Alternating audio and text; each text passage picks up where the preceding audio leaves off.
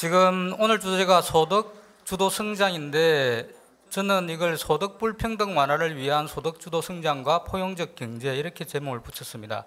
전체적인 정책 패러다임 변화에서 중요한 소득 주도 성장, 포용적 경제 이야기를 하는데 그게 이 08년 금융위기 이후에 전 세계적인 핵심 키워드로 떠오른 소득 불평등 이 문제를 키워드로 두고 발제를 하도록 하겠습니다.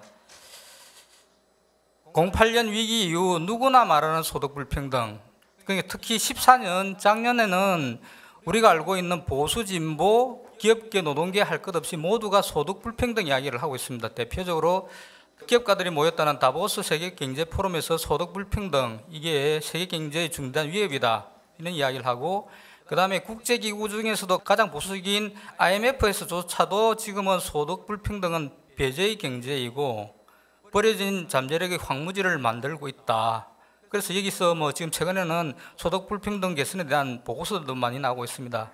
가장 앞거는 아마 오바마 대통령이 작년 의회에서 했던 영두 기자회견에서 교서에서 소득 불평등 이야기를 했고, 올해는 최저임금제 이야기를 했죠.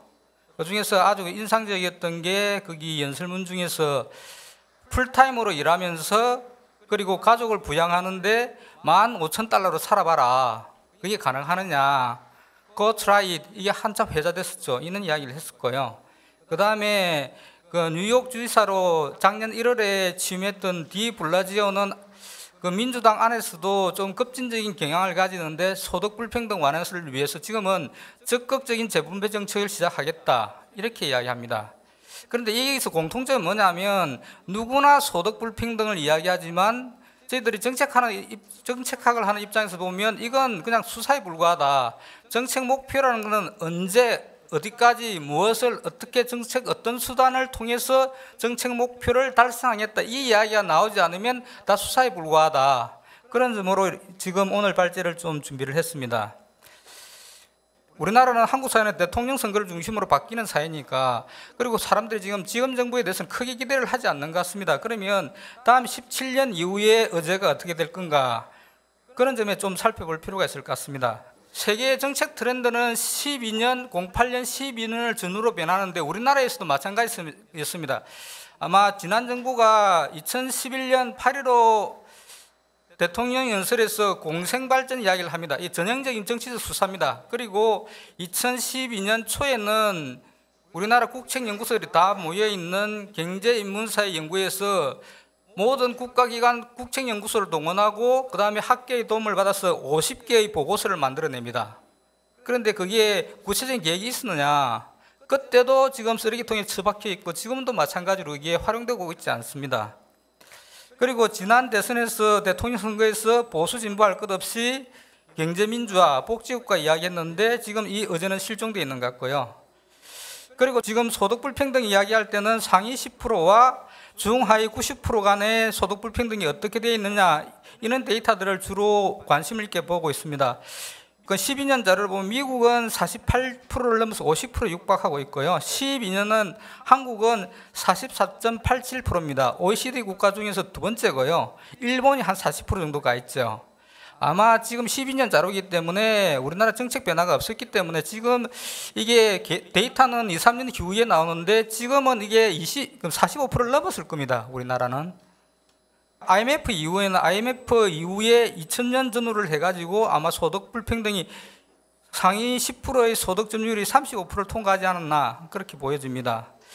아마도 17년 대통령 선거에서도 소득 불평등이 가장 핵심적인 정책 의제가 될 것이고 아마 이건 우선에 해외에서부터 먼저 충격이 올 것입니다. 작년에 피케티가 크게 불평등 이야기를 했을 거예요. 올해는 아마 애킨슨이 지금 한국과 그리고 미국에서 동시에 불평등에 관해서 책이 번역되고 있거든요. 그게 한 4월 정도에 나올 건데 그게 나오면 아마 전 세계적인 또 이슈가 되지 않을까 이런 생각이 듭니다.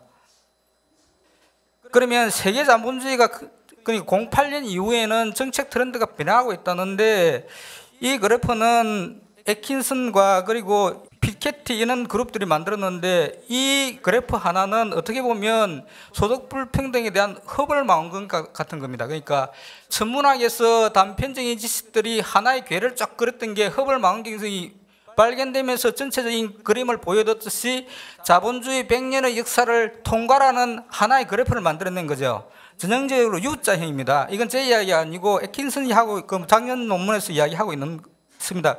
그걸 좀 잘라서 보면 이런 이야기를 하고 있지만 다 아시는 것처럼 1세대는 대공황 이전, 2세대는 우리가 좀 안정적인 복지국가를 했다는 45년부터 한 30년 동안, 그리고 3세대는 익히 경험했던 80년 이후의 신자유주의적인 변화, 그리고 08년 이후에 새로운 자본주의 역사가 시작되고 있는 거죠.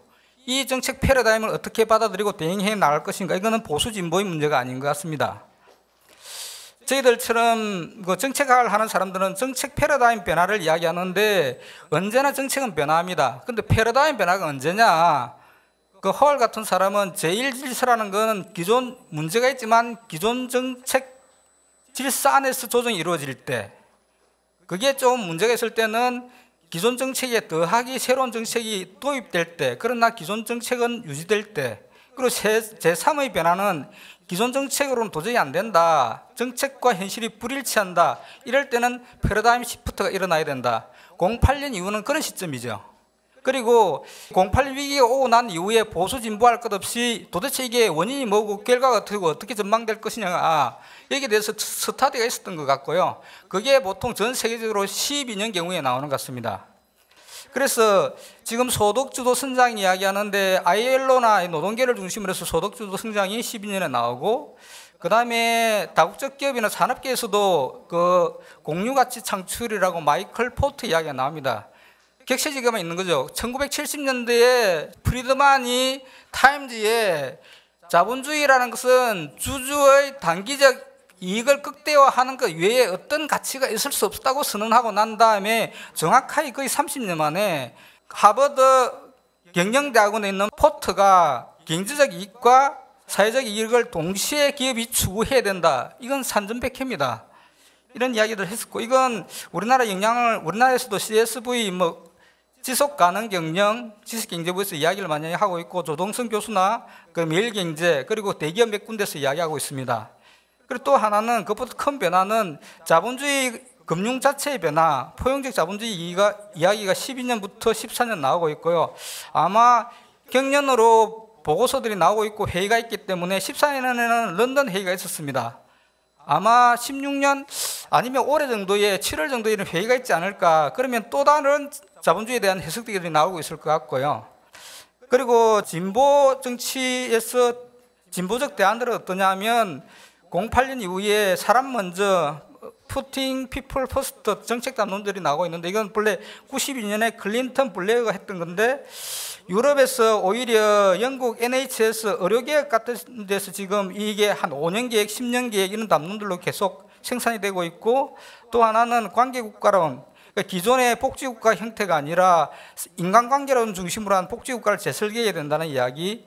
그리고 오늘 좀 말씀을 드릴 것은 포용적 번영위원회가 이게 또 새로운 트렌드입니다. 그 이전에는 1국 수준에 머물러 있었던 게, 이때는 영국과 미국의 진보 싱크탱크들이 공저로 1년 6개월 동안의 작업을 거쳐서 올해 1월 달에 5개국 17명의 전문가가 참가한 보고서를 냅니다.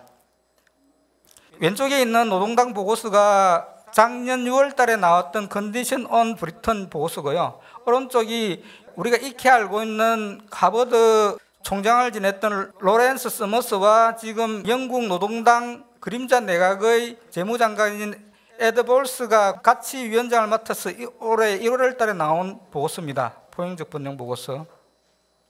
내용은 이렇습니다. 이 데이터가 모아지기 시작한 60년부터 최근까지 데이터를 보면 자본주의는 지속적으로 GDP가 성장해 왔다. 이 보고서들은 1국 수준에 머물러 있는 게 아니라 월드 탑 인컴 데이터베이스라고 한 30-40명의 국제적인 경제학자들이 모여서 지금 데이터를 내고 있는데, 지금 여기 자장은 아르헨티나 경제학자인 알바라도 교수가 지금 맡고 있습니다. 그런데 지속적으로 성장해 왔지만 중하위 90%의 소득은 정체하거나 감소했다. 그럼 도대체 이게 작동 가능하고 지속 가능하고 정상적인 사회이냐, 여기에 대한 근본적인 의문을 던지고 있는 것 같고요. 왜 이렇게 됐느냐에 대해서 이 보고서는 몇 가지 이야기를 하고 있습니다. 세계화, 그다음에 기술의 변화를 통해서 중급 숙련, 그리고 그에 따른 중위 소득세가 급감하고 있다. 그런 노동시장 변화, 고용이 안정적이도 장기적이지도 않다. 기업은 대규모 사회기회를 창출하지 못하고 있다. 이런 진단이 있습니다. 그럼 도대체 이 소득 불평등을 완화하기 위한 정책 수단은 어떤 게 있느냐? 제가 새로운 이론을 이야기하거나 그런 건 아닐 것 같고요. 오늘 이 자리가 그냥 좀 소개만 드리겠습니다. 포용적 번영위원회에서 했던 제안들, 그리고 영국 노동당을 중심으로 한 관계국가론과 100세 사회에 대한 대비, 그리고 옥스퍼드에 있는 애킨슨 교수가 피케티 이후에 14년과 15년에 그러면 도대체 이 소득 불평등 완화를 위해서 어떻게 해야 되는지 제안했던 12개의 프로포절과 8개의 프로포절에 대해서 간단하게 말씀드리겠습니다. 지금 이 내용은 그 포용적 번영위원회 로렌스 스머스가 했던 보고서의 내용들입니다. 간단하게 제목만 살펴보고 넘어가겠습니다. 아이디어들은 익숙한 아이디어들입니다. 대신에 그전에는 우리가 지난 신자유주의 동안에 그 정책의 정당성에 대해서 의구심을 가졌던, 예를 들면 중소기업을 지원해야 되느냐 말아야 되느냐, 이런 문제에 대해서 새로운 해석들을 하고 있는 거죠. 지금 임금 상승은 소득주도 성장 부분이니까 이건 당연히 이야기했을 거고, 미국 같은 경우에는 교육기에 적어도 초급 대학 이상은, 칼리지 이상은 누구든지 원할 때 갈 수 있는 형식으로 만들어야 된다. 우리나라 같으면 그게 반값 등록금 이런 논쟁들로 일어나고 있는 거죠. 그러면 혁신과 지역 클러스터, 미국이 본래 산업정책이 없는 나라인데 이것들이 재생하고 있습니다. 그리고 좀 주목해야 될 것은 이 보고서의 장기주의, 이 이야기는 오히려 노동계에서 나온 게 아니고 산업계, 금융계에서 나옵니다. 예를 들면 롤스로이스에서 왜 그게 경쟁력이 있느냐, 젊은 친구를 뽑아가지고 교육훈련을 통해서 장기적으로 하니까 숙련공이 나오더라. 기술 혁신도 일어나고. 이 장기주의에 대한 새로운 시각들이 있으니까 지금 우리나라 20대, 30대들의 취업 형태라는 게 엄청나게 알바 형태로 가고 있는데요. 그런 데 대한 반성들이 일어나고 있는 것 같습니다. 그 다음에 영국에 있는 사회정책들은 한 6가지 카테고리로 나와 있습니다. 가족, 청년, 고용, 주택, 범죄와 소외, 노년층. 지금 정책들은 국제적인 트렌드가 세계화 시대에 비슷해지고 있기 때문에 진단도 비슷하고 처방도 비슷합니다. 이건 자료집을 좀 참고하시면 될 것 같습니다. 지금 나와 있는 정책들은 어떻게 보면 90%인 중하위 소득자들에게 어떻게 국가가 지원해가지고 능력을 키워줄 것인가, 이런 문제인데 사실은 그것만 가지고 소득 불평등 문제가 해결이 되지 않습니다. 그럼 상위 10%의 소득을 어떻게 소득 조정을 할 건가 하는 게 핵심적인 쟁점인 것 같고요. 그래서 앞으로 아마 논쟁은 재정과 조세에 대한 논쟁이 동반되지 않는 포용적 번영이나 이런 이야기들은 조금 한계가 있을 수 있습니다. 그래서 애킨슨 같은 경우는 14년에 12개의 제안서를 내고 15년에 이걸 좀 다시 조정해서 8개를 조정합니다. 기존 방식 4개, 그리고 새로운 자본주의 기술 변화 같은 게 지금은 옛날하고 노동과 자본의 대체율을 바꿨다는 이야기들이 많으니까 그런 경우에 도대체 그러면 새로운 정책 수단은 뭐가 있을까? 이게 한 4개 정도 나오는 것 같습니다. 간단하게 소개만 드리면 누진세제의 복원과 정비. 누진세제는 그 기든스가 제3의 길 이야기할 때만 해도 이게 별로 효과가 없다 이런 이야기를 했었는데 여기에 대한 재검토가 일어나는 것 같고요. 영국 같은 경우에는 상위 1%에 대해서 65%까지 조정을 해야 된다. 현행은 40%입니다. 그리고 평생자본소득세 도입을 고려해야 된다. 이런 이야기들이 나오고요. 그 다음에 세 번째가 좀 재밌는데, 기존에 우리가 사회보험이라는 건 우리도 기업이 있든지 아니면 조합 형태의 사회보험을 주로 이야기하는데 개인 형태로 지금 가족 형태가 변하기 때문에 조금 갱신을 해야 되는 게 아니냐. 그리고 영유아 사회보장제도에 대한 새로운 해석들. 그리고 네 번째, 최저임금제 시행, 이게 명문화해야 된다. 이런 이야기들이 나오고 있습니다. 그 다음에 새로운 유형의 불평등 완화를 위한 정책 제안들이 있는데, 보면 전국민 최저상속세제, 그리고 개인 소액저축에 대해서는 인플레이보다 더 높은 금리를 보장해주는 정부 수단이 필요하다. 그 세 번째가 나오는 게, 유럽에서는 기초소득 이야기를 많이 하는데 애킨슨은 그게 좀 현실적이지 않는 것 같다. EU 수준에서는 최저사회 참여소득제 이런 걸 고려할 수 있지 않을까, 이런 이야기를 합니다. 그리고 기술 변화와 혁신에 대해서 어떻게 정부가 대응을 할 것인가. 제가 시간을 많이 사용한 것을 간단하게 마치겠습니다. 근데 지금부터 어떻게 보면 주장인데 제가 주장할 수 있는 건 한 가지만 좀 말씀드리겠습니다. 아마 여기 정당에서 하는 지금 세미나니까 정치적인 고려를 해보면 아마 집권을 위한 정책 아젠다 제시들이 이렇게 해야 나라가 제대로 되는 것 같습니다. 몇 개의 경우를 예를 들어 보면 영국의 기던스가 나왔던, 그리고 블레어가 97년에는 94년에 IPPR 보고서가 나옵니다. 사회정의위원회 보고서. 이게 기초가 돼가지고 집권을 했던 것 같고, 캐머런은 10년에 집권하는데 그 4년 전에 2006년에 브레이크 다운 브리튼 보고서가 나옵니다. 이게 집권 보고서가 됐던 것 같고요. 그 다음에 올해 영국에 5월 달에 총선이 있습니다. 이걸 대비해서 밀리반트가 1년 반 전부터 해서 작년 6월 달에 내었던 컨디션 온 브리튼 보고서고, 지금 포용적 번영 보고서도 사실은 미국 정치 내막을 보면 16년 11월 달에 대선이 있으니까 진보 싱크탱크인 캡이 미국 진보센터가 포용적 번영이라는 어젠다를 어떻게 입법화해서 정치적 의제화해서 미국을 어떤 나라를 만들어갈 건가에 대한 프로포절입니다. 그러면 지금 포용적 자본주의 이야기를 하는데, 제가 생각에는 소득 불평등과 관련해서 그러면 포용 앞에 있는 정책 수단을 동원해 가지고 그럼 정책 목표를 어떻게 잡아야 될 것이냐, 수사가 아니라 그럼 포용 경제 3550 제안입니다. 이게 만약에 현실성이 없고 시뮬레이션을 해보면 포용적 4050이 될 수도 있는데, 지금 상위 10%의 소득 점유율이 45%를 지나고 있습니다. 이걸 한 10년간에 걸쳐서 35% 수준으로 다시 조정을 하는 게 수단을 고려해보고 정책 가이드라인을 설정해보는 게 좋지 않나. 그리고 지금 국민소득은 3만 불 수준인데 10년 지나면 아마 자연스럽게 한 5만 불 정도는 갈 것 같습니다. 그래서 17년 이후 소득 불평등 문제가 아주 핫 이슈가 될 것 같습니다. 만약에 올해 10% 소득 점유율이 45%이면 22년에 40%, 그 대통령 선거 주기를 고려해 보면 27년에는 35%. 그럼 IMF 때 지나가서 한 2000년 경우에 이 35%를 지나왔습니다. 그럼 조정이 가능하지 않느냐? 우리 경제 수준에서 이게 무리다. 그러면 35%까지는 아니더라도 2.5%씩 해서 한 10년 동안에 5% 정도의 소득 불평등을 완화하는 정도의 노력은 해야 되지 않느냐. 아마 사회가 그걸 요구할 겁니다. 특히 다음 대통령 선거에서. 그리고 우리나라 경제 성장률은 3%와 4% 사이를 오가고 있는데 4%를 지속할 때 단순 계산을 해보면 4만 9천 불 이상, 한 5만 불 정도 되고 3%를 유지할 때는 4만 4천 불 정도 됩니다. 그러면 아마 그 정부 정책이라든지 정당은 낙관적으로 전망하니까 4%를 유지한다고 하면 2027년에는 한 5만 불 소득, 그래서 소득 불평등은 한 35% 수준에서 좀 완화되고 소득은 한 5만 불 정도의 수준이 가면 좀 남부럽진 않는 나라가 되지 않을까, 그런 생각을 합니다.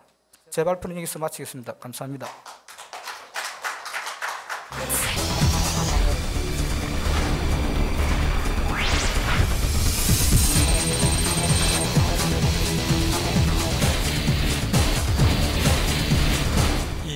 앞에 임 박사님 얘기하시는 걸 들으면서 같은 달을 가리키는 손가락이 어떻게 이렇게 다를 수 있는지, 이 자리가 큰 좋은 학습의 자리라고 됐다고 생각을 합니다. 저도 소득주도 성장이 어쩌고저쩌고 하는 얘기에 관심을 가진 거는 문재인 대표의 말씀 때문입니다.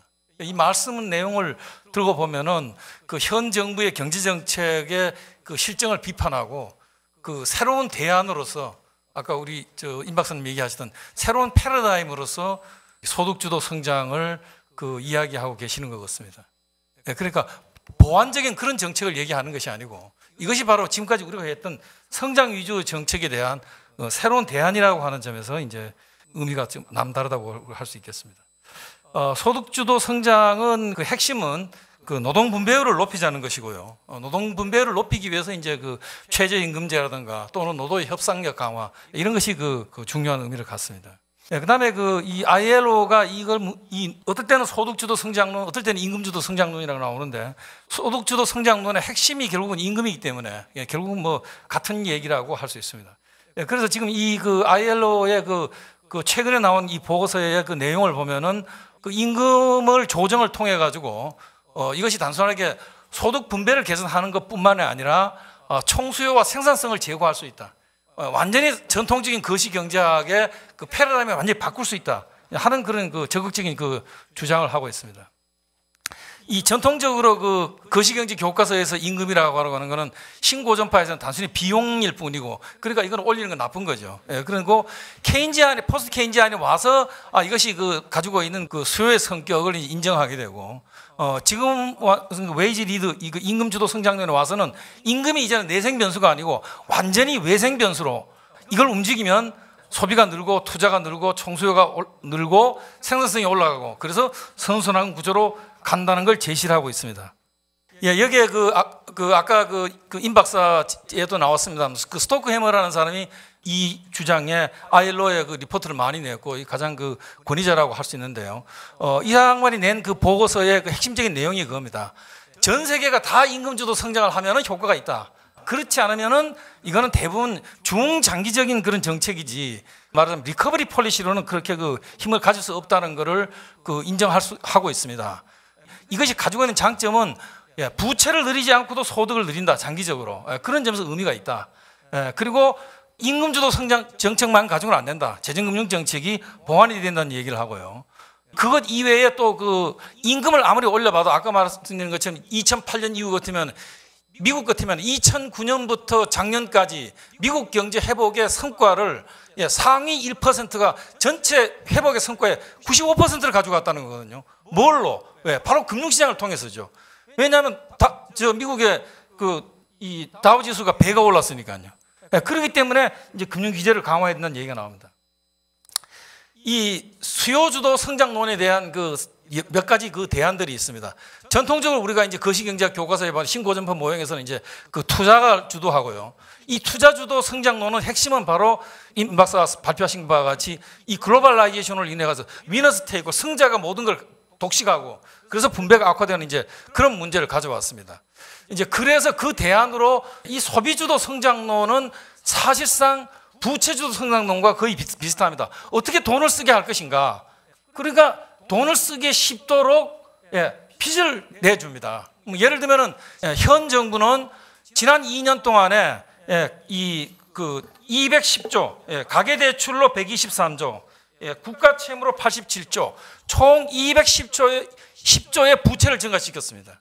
그러니까 지금 정부의 정책은 소비주도 성장론이고 또 더 구체적으로는 부채주도 성장론이라고 할 수 있습니다.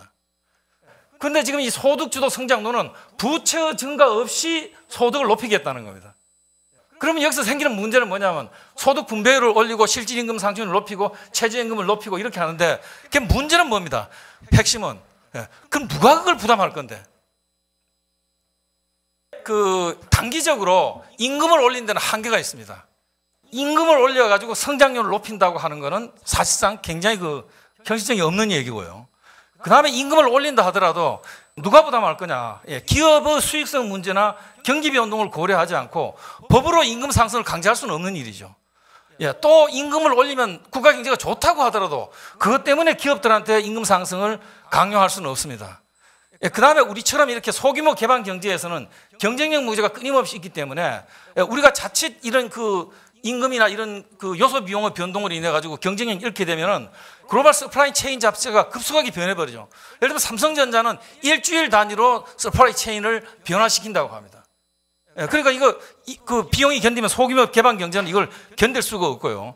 그 다음에 기업이 돈이 있다고 한다면 이걸 R&D를 가지고 승부를 내려고 그러지, 임금 인상을 해서 이런 아까 그런 선순환 구조를 내는데 쓰지 않을 거라는 겁니다.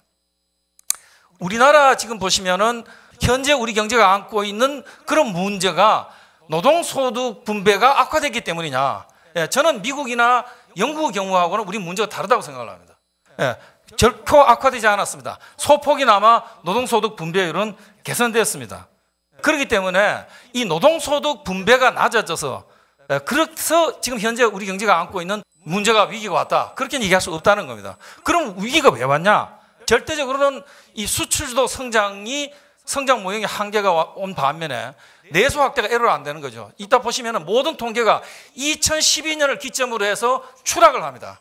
예, 우리 수출 성장률이 급락하고 대중 수출이 급락하고 예, 다 12년부터 추락하게 되는데 그 핵심이 바로 수출 둔화에 있고 예, 여기는 바로 중국 고성장의 후유증이 있는 거죠.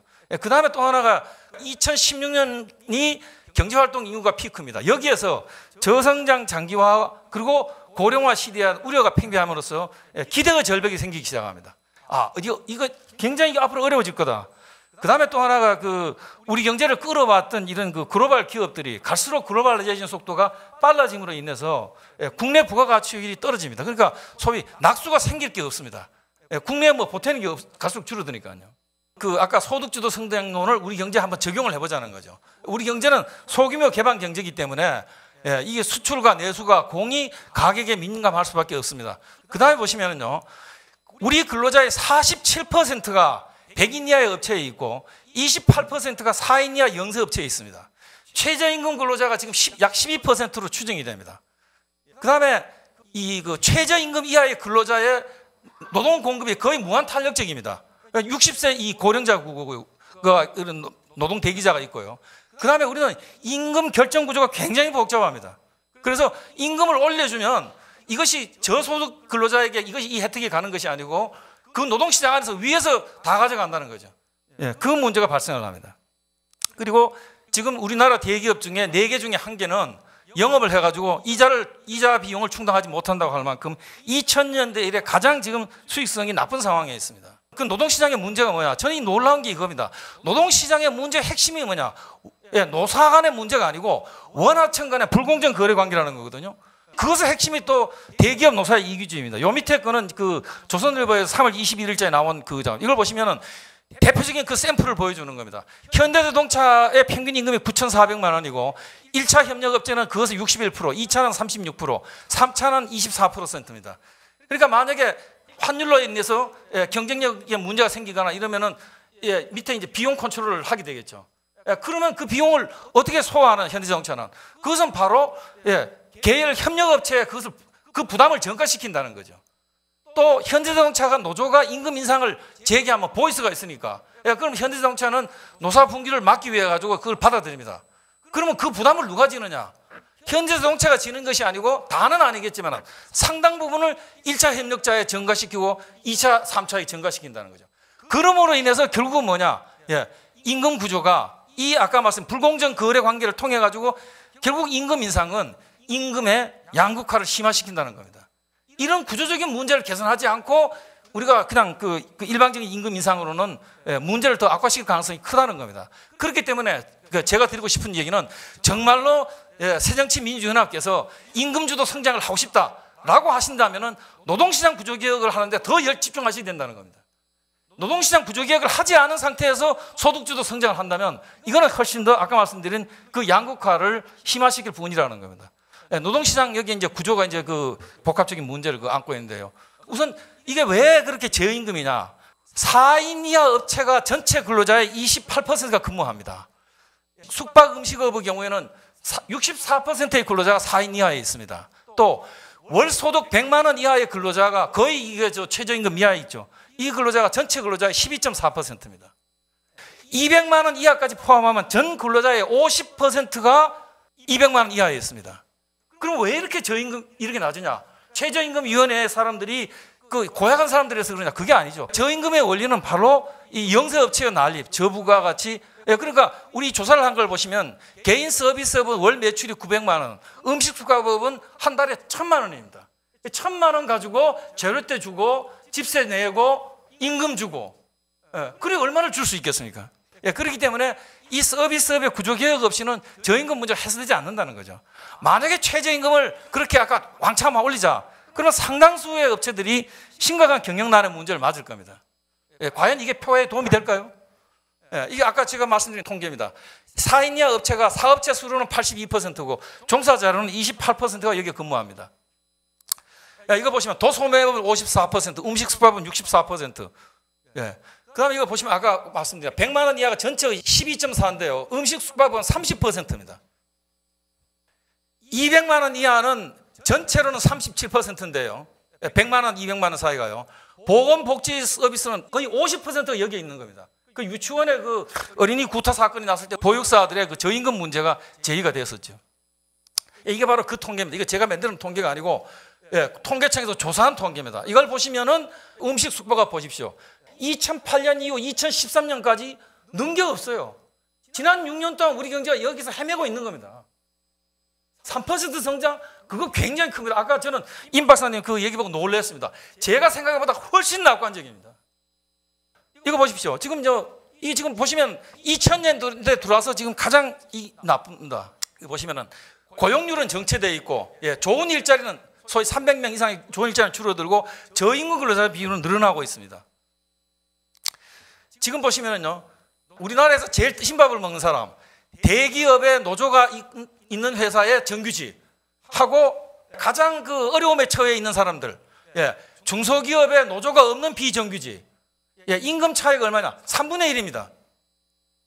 이 양극화의 구조화에서 기득권을 가지고 있는 가장 뜨신 밥을 먹는 7.4%가 기득권을 내놓지 않는다면은 이 마지막 이 사람들을 구할 길이 없습니다. 저는 그것이 그 핵심이라고 생각하고요. 최경환 부총리가 사실은 제가 보기에는 새정치민주연합이 표창장을 줘야 될 장관입니다. 왜 그러냐?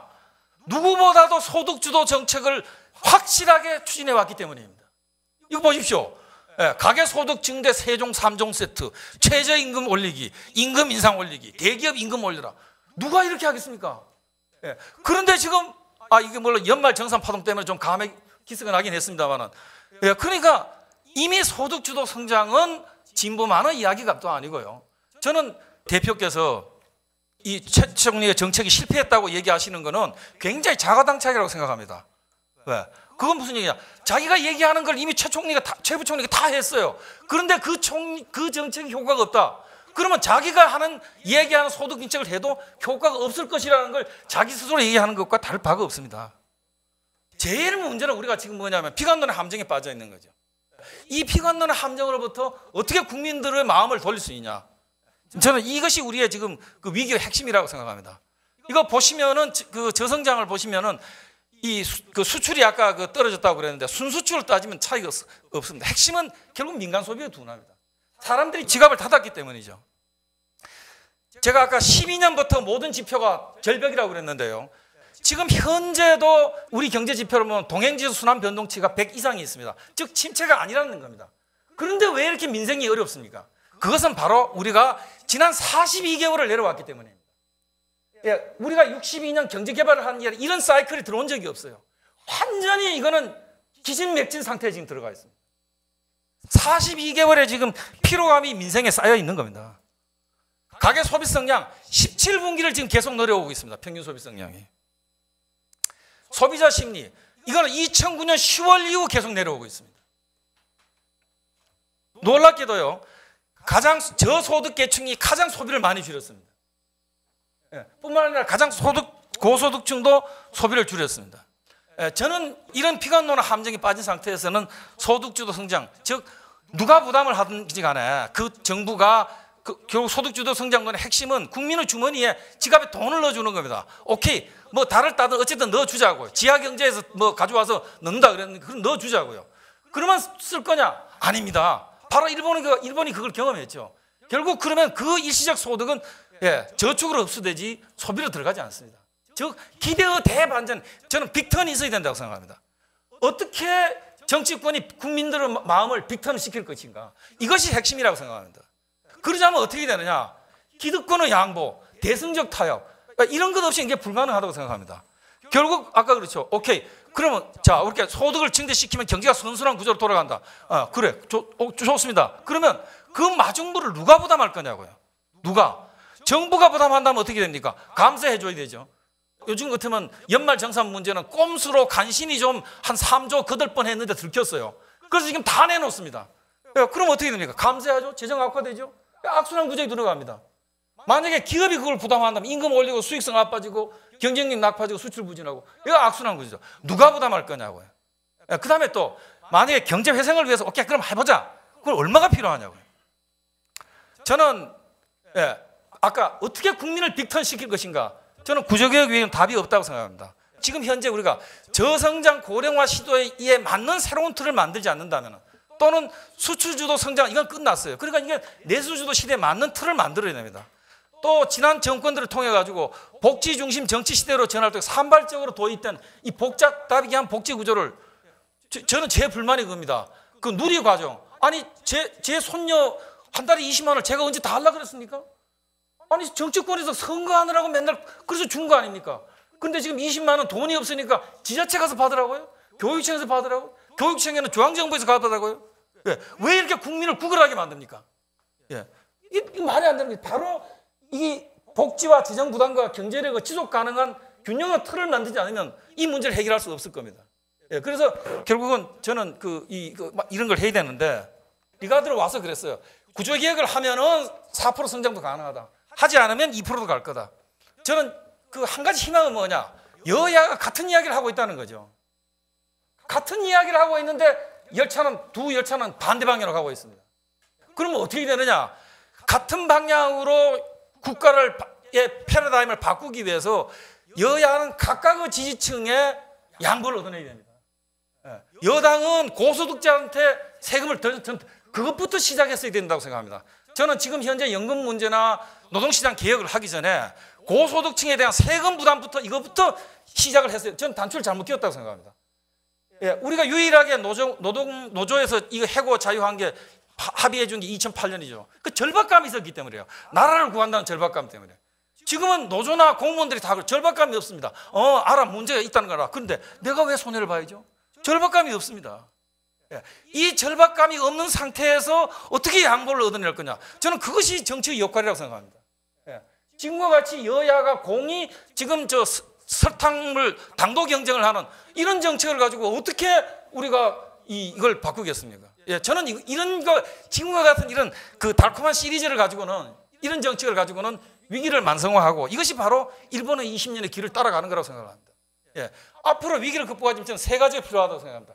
글로벌 여건이 좋아야 하고 구조개혁을 해야 되고 구조개혁을 하자면 정책 프로세스가 개선이 돼야 되죠. 예, 바로 여야가 같은 소득주도 정책을 이야기하기 때문에 정책 프로세스를 개선할 가능성이 저는 있다고 생각을 합니다. 사례를 보죠. 독일은 왜 성공을 하고 일본은 왜 실패했는가? 답이 여기에 있습니다. 일본은 지난 20년 동안 G2에서 잃어버린 20년이 됐고요. 지난 10년 전에 2002년 12월에 독일은 바로 그때 시크맨 오브 유럽이 독일이었습니다. 그 독일이 지금 유럽의 패자로 등장했죠. 왜? 일본은 계속 국민들한테 지난 20년 동안 설탕물을 뿌렸습니다. 일본 예산의 절반이 국가 채무입니다. 왜? 그것이 다 그 설탕물 조달 비용이거든요. 독일은 국민들한테 고통을 호소했습니다. 고통만 호소한 게 아니라 총수요 확대 정책을 함께 썼습니다. 연금, 의료보험, 노동, 교육 모든 정부의 지출을 줄임으로써 국가 재정을 튼튼히 하고 그것이 바로 2008년 이후 위기를 견디게 하는 힘이 됐습니다. 일본은 설탕물 경쟁하다가 계속 정권 교체로 정부가 리더십을 잃었습니다. 독일은 대연정을 해서 동독에서 온 이름 없는 물리학자 출신의 메르켈이 지금 이렇게 독일을 끌어가고 있습니다. 이거 보십시오. 노동개혁, 연금. 예, 이거를 한 번에 국민들한테 함께 이야기를 하지 않으면 다들 그러죠. 공무원이 왜? 내가 왜? 예. 또 노조는 당연히 아까 제가 7.4%로 양보해야 된다고 그래요. 그 사람 당연할 거다. 내가 왜 양보를 해야 돼? 예. 저는 내가 왜 이것 문제를 해결하는 것이 바로 소득 정책의 핵심이고 지금과 같은 얘기하는 이런 소득 정책은 정말 국민을 제대로 설득하지 못하는 소득 정책, 즉 부담에 대한 답이 없는 소득 정책, 이거는 또 하나의 그 포퓰리스트 정책이라고 저는 생각합니다. 감사합니다.